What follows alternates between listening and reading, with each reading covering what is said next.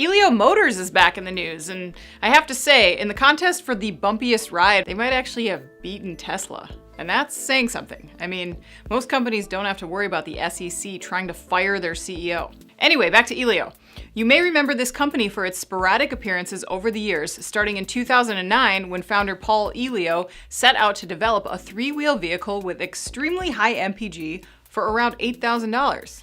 Basically the antidote to killer gas prices and vehicle costs. If 84 miles to the gallon for such cheap entries sounded too good to be true, you're right.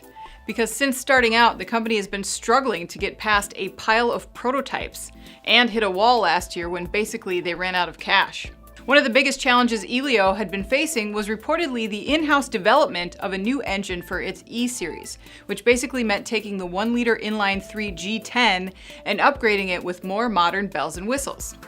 But the problem is, it doesn't appear that they were ever actually able to make it work, which explains a press release from the company last week announcing that Elio has partnered with a Fortune 500 OEM who will provide a new powertrain. The endeavor, according to Elio, will save the company $120 million in R&D costs, though auto blogger Jason Torchinsky of Jalopnik was quick to remind the world that Elio already wasted millions of dollars on its fool's errand of internal engine redesign, quote, for no good reason. Elio says it will be working with Roush, the engineering and design firm that's made a name for itself in high-performance auto parts.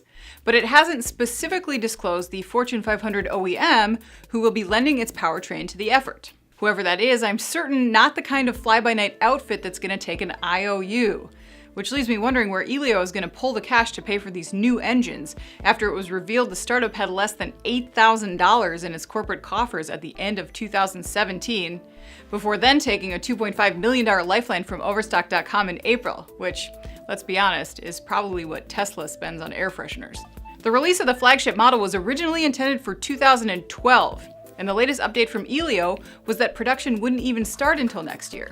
No word yet on whether this engine modification will change that timeline once again. I'm Anna Wells, and this is IEN Now.